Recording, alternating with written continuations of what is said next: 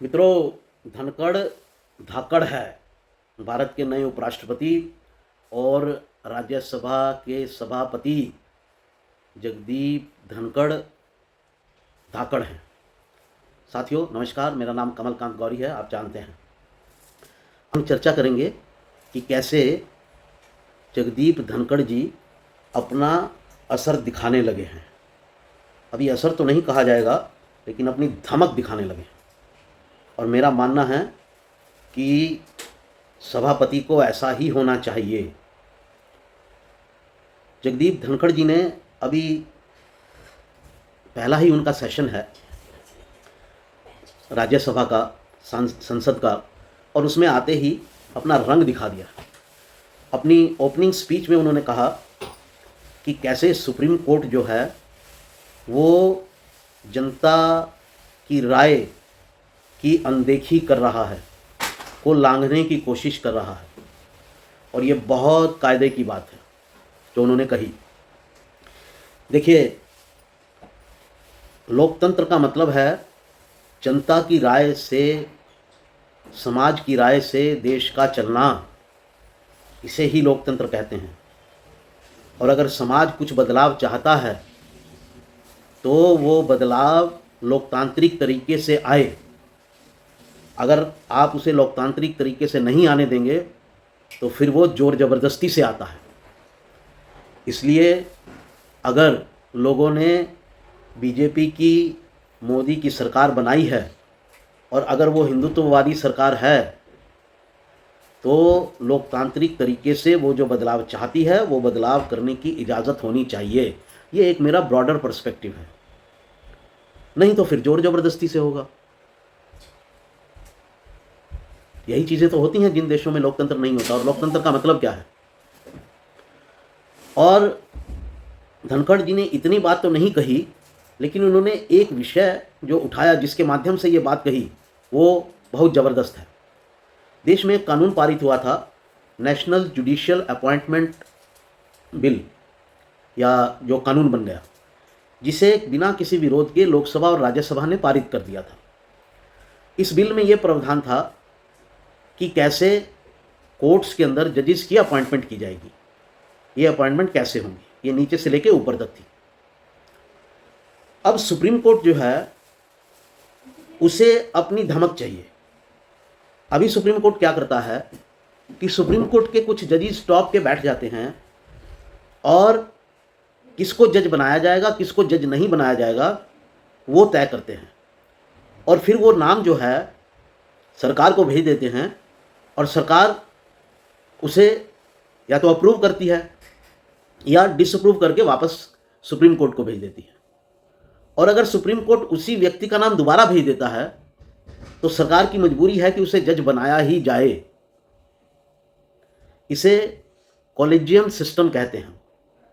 और इसे लेकर, कॉलेजियम सिस्टम को लेकर भी अभी सरकार और सुप्रीम कोर्ट में रस्साकशी चल रही है। पिछले दिनों आपने देखा होगा कि सुप्रीम कोर्ट के जज जहां कॉलेजियम सिस्टम को सपोर्ट करते हैं, वहीं सरकार की तरफ से, सरकार के कानून मिनिस्टर ने भी कहा, लॉ मिनिस्टर ने भी कहा, किरण रिजिजू ने, कि ये सिस्टम परफेक्ट नहीं है, लेकिन जब तक कोई नया सिस्टम नहीं आता तब तक हम इसको चलाए रखेंगे। इस पर सुप्रीम कोर्ट ने कहा कि आप पब्लिकली कॉलेजियम सिस्टम पर अटैक कर रहे हैं, ये जायज़ नहीं है। क्यों जायज़ नहीं है भाई? सुप्रीम कोर्ट देश की जनता से ऊपर है क्या? अगर कानून सबके लिए बराबर है तो सुप्रीम कोर्ट के लिए भी तो है। अब मान लीजिए देश की जनता कुछ चाहती है, मान लीजिए यूनिफॉर्म सिविल कोड चाहती है, और सुप्रीम कोर्ट कहता है, मान लीजिए, मैं उदाहरण दे रहा हूँ, हालांकि सुप्रीम कोर्ट ऐसा कहता नहीं है इसके बारे में, या सुप्रीम कोर्ट के कुछ जज कहते हैं कि हम इसे लागू नहीं होने देंगे, तो किसकी चलेगी? पार्लियामेंट की चलेगी या सुप्रीम कोर्ट की चलेगी? और ऐसे कई मामले हैं। और जब सुप्रीम कोर्ट कॉलेजियम सिस्टम चलाता है तो उसमें दो खतरे बने रहते हैं। एक तो भाई भतीजावाद का खतरा कि तुम मेरे भतीजे को कर दो, मैं तुम्हारे भतीजे को कर दूंगा, जज बना दूंगा। इसीलिए आप देखेंगे कि बहुत सारे ऐसे जजेस हैं जिनके पिता भी जज थे। तो ऐसा क्यों भाई? तो भाई भतीजावाद का खतरा है। और जब भाई भतीजावाद का खतरा पैदा होता है तो और भी कई खतरे पैदा होते हैं। फिर वो सिस्टम ट्रांसपेरेंट नहीं रह जाता है। और दूसरा क्या खतरा है कि सिर्फ मेरी विचारधारा ही चलेगी।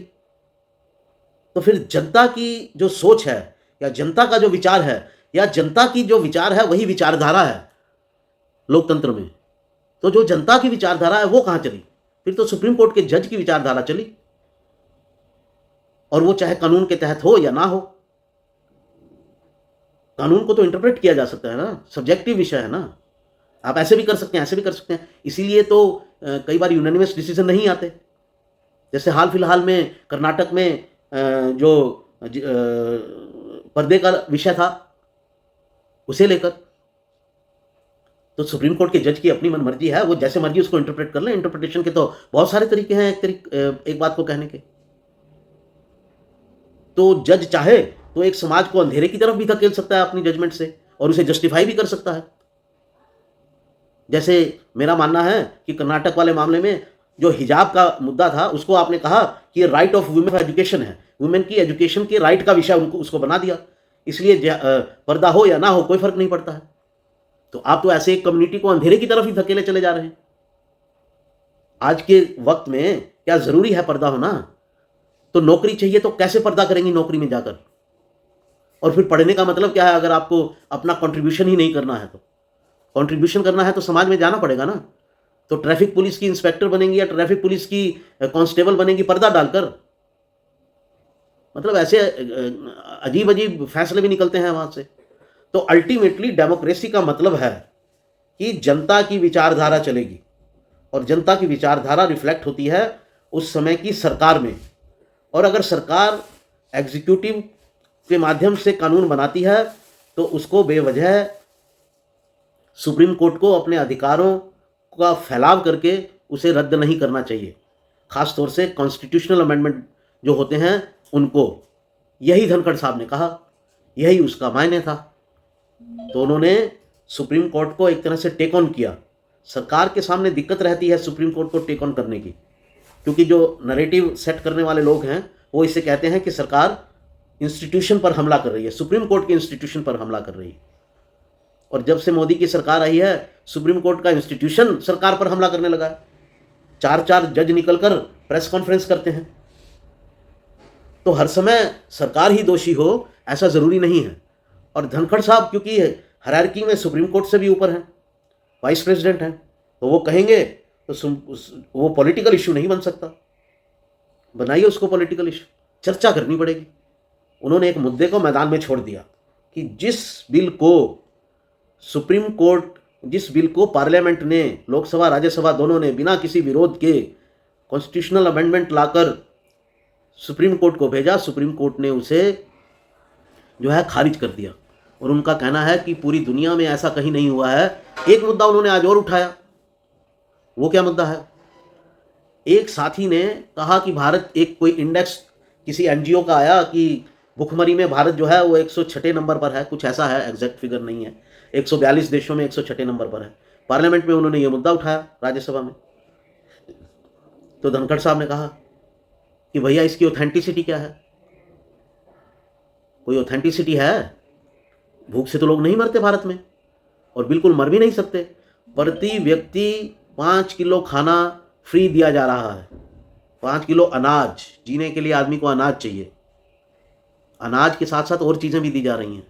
कोरोना काल में जब लोगों के पास बिल्कुल काम नहीं था, जो छोटा तबका है, निचला तबका है, जो दिहाड़ी पर जीता है, तब भी एक मौत की खबर नहीं आई।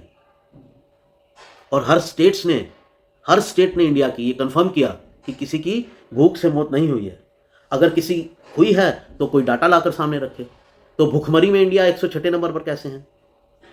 तो भैया मैं ये नहीं कह रहा हूँ कि कोरोना काल में सिर्फ अनाज खाने से आदमी जिंदा रहता है, भूखमरी के और भी पैरामीटर हो सकते हैं। लेकिन जिस एनजीओ ने ये डाटा दिया वो कहाँ तक सही है? उसको चेक किसने किया? कोई कुछ भी डाटा दे देता है, अपना इंटरेस्ट साधने के लिए देते हैं वो, क्योंकि तब वो उससे एक नैरेटिव गढ़ते हैं, और उस नैरेटिव पर भारत खास तौर से जो है वो नेगेटिव परसेप्शन में जाता है। उससे भारत सरकार पर दबाव बनाया जाता है, और ख़ास तौर से एक हिंदूवादी सरकार पर, क्योंकि पश्चिमी मीडिया बिल्कुल ये पसंद नहीं करता है, पश्चिमी हो, इस्लामी मीडिया हो, कम्युनिस्ट मीडिया हो, कि भारत में हिंदूवादी सरकार चले। इसीलिए इतना दबाव बनाया जा रहा है भारत की सरकार पर।